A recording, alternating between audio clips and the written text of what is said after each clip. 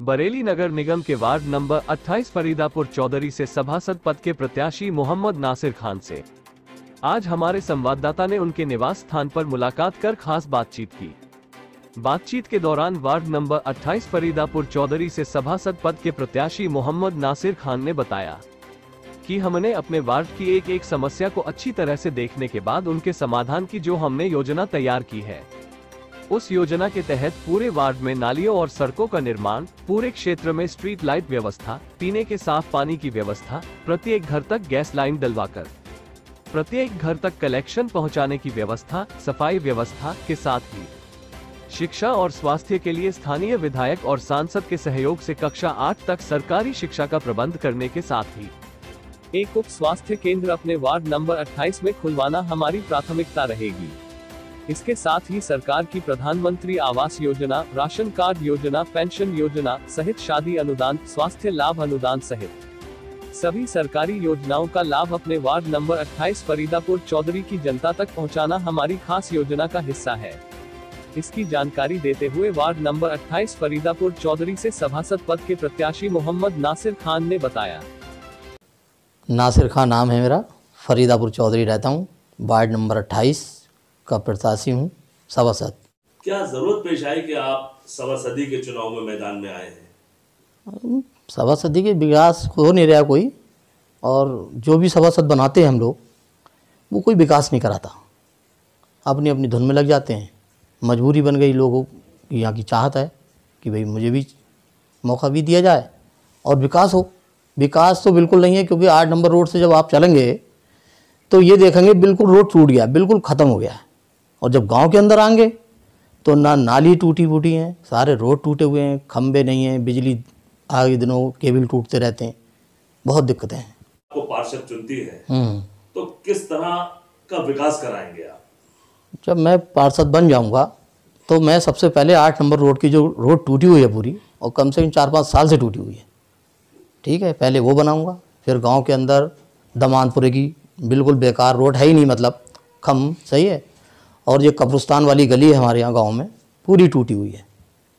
आए दिनों अक्सर मोटरसाइकिल वाले लड़ते रहते हैं, गिरते रहते हैं। उधर दमानपुरा बिल्कुल बेकार कर रखा है, कोई सुविधा नहीं है किसी की, किसी तरीके की, मतलब खरंजे भी नहीं है, ना नाली तो अलग चीज़ है, खरंजे तक नहीं है, ना नाली, ना खरंजे, ना बत्ती का कोई इंतज़ाम, सब ऐसे।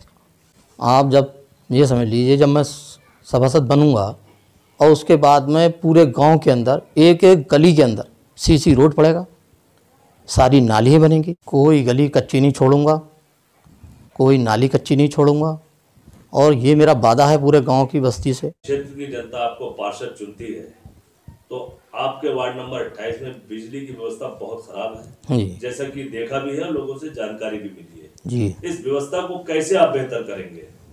बेहतर करूँगा, आप ये समझ लीजिए, आप अगर गांव के अंदर दमानपुरा एक मोहल्ला है, वहाँ पर खंबे भी नहीं हैं और कहीं लाइटें भी नहीं हैं, जगह जगह लगा रखी हैं और कुछ जगह तो है ही नहीं, सही है। एक बेरी वाली मजार है हमारे गांव में, वहाँ तो ना रोड है, ना बत्ती का तार जाता है, केबल अगर कोई ले जाता है तो वो आए दिनों टूटता रहता है। एक हमारी तरफ सरकारी स्कूल है, वहाँ तो ये समझ लिए आस्था होते होते बच जाता है, केबल टूट जाता है और वहीं ट्रांसफार्मर लगा हुआ है एक, अक्सर उसका तार टूट जाता है और बच जाता है। लोग कई बार भैंसूस मर गई एक लोगों की, किसी दिन कोई आदमी मिल गया ना तो वो भी मर जाएगा और बहुत बड़ा हादसा हो जाएगा।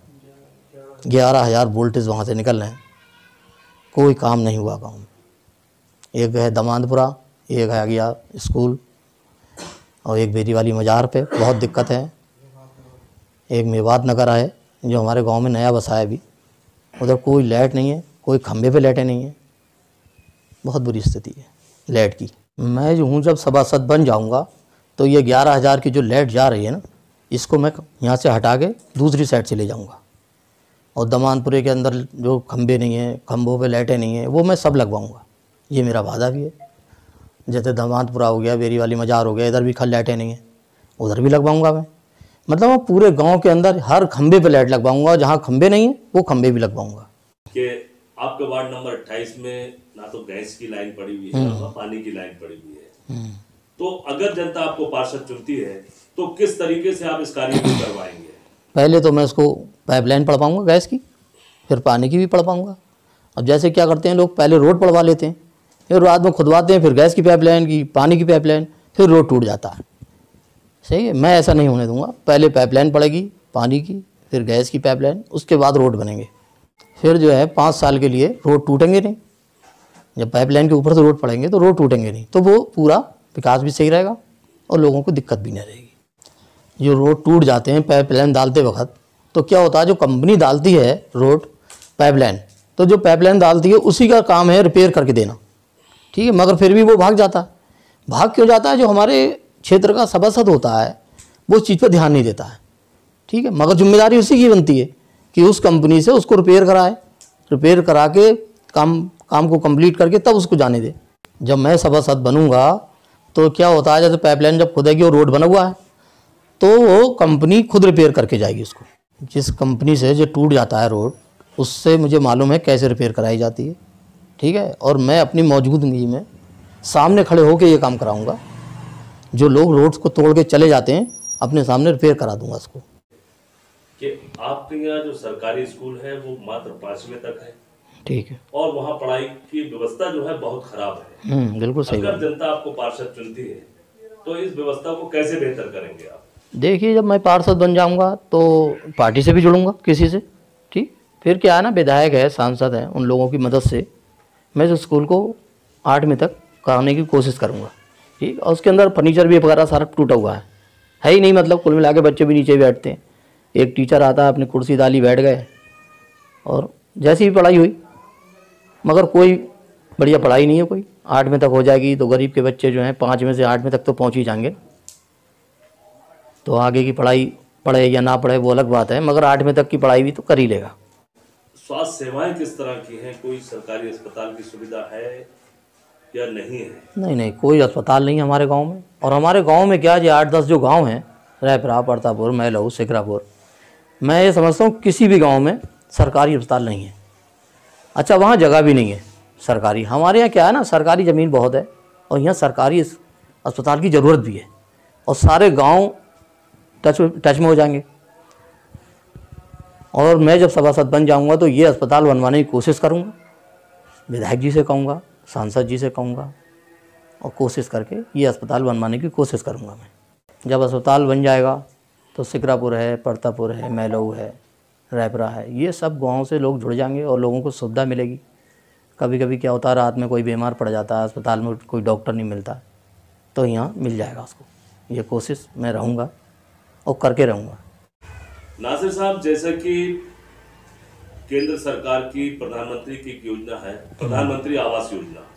इस योजना के तहत 2.5 लाख रुपए हर उस गरीब परिवार को दिए जाते हैं जो छप्पर में रह रहे हैं, जो टीन डालकर रह रहे हैं, या कब्रन में रह रहे हैं, या उनके पास प्लाट है लेकिन बनाने के लिए पैसा नहीं है। तो ये अनुदान की राशि है 2.5 लाख रुपए, जो वापसी नहीं होती है। तो आपके वार्ड नंबर 28 में कितने लोगों को इसका लाभ मिला है, और अगर आप पार्षद बनेंगे तो किस तरह लोगों को इसका लाभ दिलाएंगे? भाई, जब मैं पार्षद बनूंगा तो पूरे क्षेत्र में घूमूंगा। जो गरीब लोग हैं, जिनके पास मकान नहीं है, जिनके पास पैसे नहीं है, ज़मीन पड़ी है खाली, घर बनाने के मकान नहीं, पैसे नहीं है, तो उनकी पूरी मदद करूंगा। और उसके अंदर क्या है ना, जैसे कुछ लोग कमीशन खा लेते हैं, वो चीज़ अपने यहाँ नहीं होगी ना, मैं ये होने दूंगा, ठीक है। जो भी पैसा उसका सरकारी आएगा वो उसके मकान के लिए आएगा और उसको वो मिलेगा पैसा। देखिए, सरकारी योजना तो 1 से लेके 1 दर्जन तक है, ठीक है। पेंशन है, बेटियों की शादियाँ होती हैं, उसमें भी पैसा सरकार दे रही है, ठीक है। अस्पताल का इलाज के लिए भी पैसा दे रही है, बड़े बूढ़े के लिए, जवानों के लिए भी दे रही है, ठीक है। और बहुत सी हैं, सरकार तो बहुत योजना है भाई। पेंशनें बन रही हैं, बच्चों के रिश्ते, जो शादियों के जो है मामला, लड़कियों के दे रही पैसे बराबर। मगर हम लोग उस योजना नहीं ले पा रहे हैं क्योंकि हम लोगों को कुछ ज्ञान भी कम है, ठीक है। जो सभासद बन जाता है उन्हें भी ज्ञान थोड़ा कम है, अपनी रबा-रबी में लगे रहते हैं। मगर सरकार की जो योजनाएं हैं उसका लाभ हम लोग पूरा नहीं ले पा रहे हैं। सरकार फ्री अनाज दे रही है और उसको नहीं मिल रहा है क्योंकि उसके पास राशन नहीं, कार्ड नहीं है। तो ये चीज़ें बहुत हैं, सुविधाएँ। और जब मैं सभासद बनूंगा तो ये पूरे गांव की जनता को बोल रहा हूँ कि मैं एक एक आदमी को सरकार की योजना का लाभ दूंगा, ये मेरा वादा है। भाई मैं ये अपील कर रहा हूँ कि भाई मैं सभासदी में खड़ा हो रहा हूँ और जनता से ये गुजारिश है मेरी कि मुझे वोट दें और वोट दे के मुझे दिलवाएं, और उसके बाद मैं पूरे गांव के लिए साथ में खड़ा रहूँगा, 24 घंटे साथ रहूँगा, हर वक्त मेरे दरवाजे हमेशा खुले रहेंगे। जितने मैंने वादे किए हैं इंशाअल्लाह मैं सारे पूरे करूँगा। ये गांव वालों से सबसे गुजारिश है मेरी।